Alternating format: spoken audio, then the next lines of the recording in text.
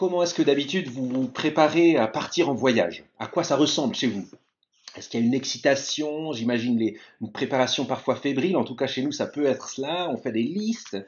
Et puis, quand on commence à faire les premiers kilomètres, on a cette impression pénible d'avoir oublié quelque chose, d'avoir peut-être un peu trop improvisé notre départ. Vite, vite, demi-tour, on a oublié le GPS, ou demi-tour, je ne me rappelle plus de l'adresse, ou on a oublié le petit dernier.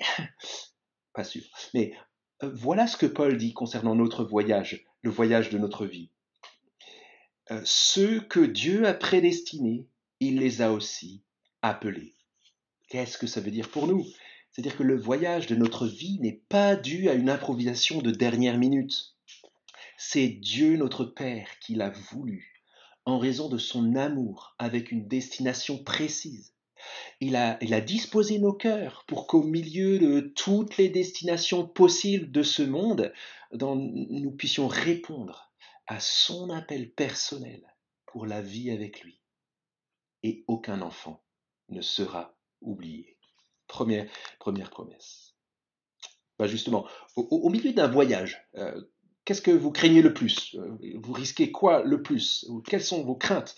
Est-ce que vous avez peur d'avoir chaud ou soif, en particulier pendant l'été qui arrive? J'espère qu'on pourra voyager dans l'été qui vient, mais est-ce que vous craignez une roue crevée? Est-ce que vous craignez, après la fatigue du dernier trimestre, de vous endormir au volant? Une panne de GPS? La peur peut-être de vous perdre, du coup, dans une région que vous connaissez pas trop ou pas du tout.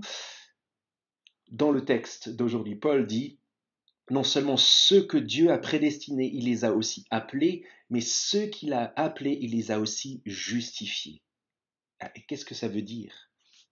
Ça veut dire que dans notre voyage qui nous conduit jusqu'à lui, le Père s'est engagé définitivement pour que rien de toutes ces choses arrive à aucun de nous, aucun incident, aucune panne.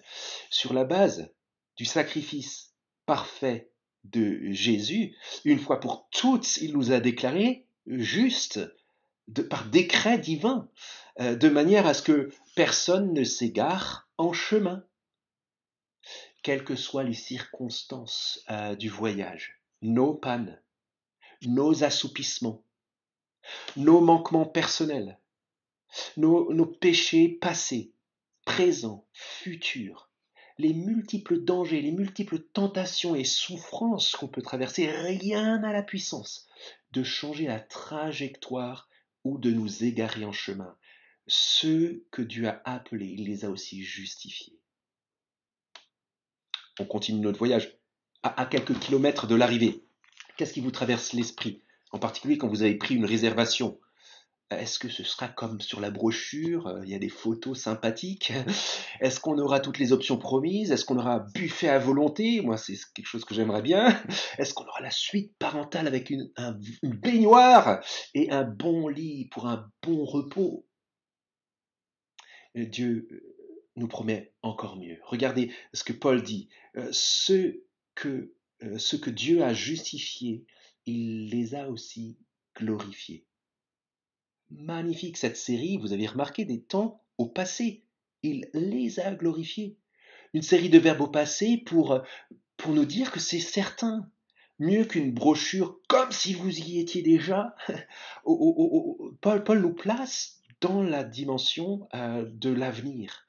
Et il nous dit, au bout, il n'y aura pas de déception.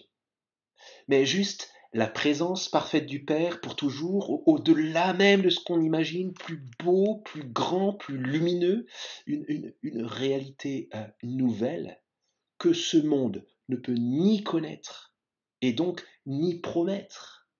La vie de Dieu renouvelée constamment et pour toujours. On relit le texte en entier, magnifique verset. Ceux que Dieu a prédestinés, il les a aussi appelés. Ceux que Dieu a appelés, il les a aussi justifiés. Ceux que Dieu a justifiés, il les a aussi glorifiés. Ça me fait tellement penser à ce chant auquel j'ai déjà fait allusion dans une autre méditation, qui dit aussi: quel repos céleste quand enfin, Seigneur, auprès de toi j'aurai ma place. Après les travaux, les combats, la douleur, à jamais je pourrai voir ta face. un défi pour le week-end. Sans attendre, reposons-nous dans ce que le Père garantit lui-même, dans ce que le Père enveloppe et porte du début à la fin, chaque jour et pour l'éternité. Voilà le défi. Reposons-nous déjà maintenant, sans attendre, dans cette belle réalité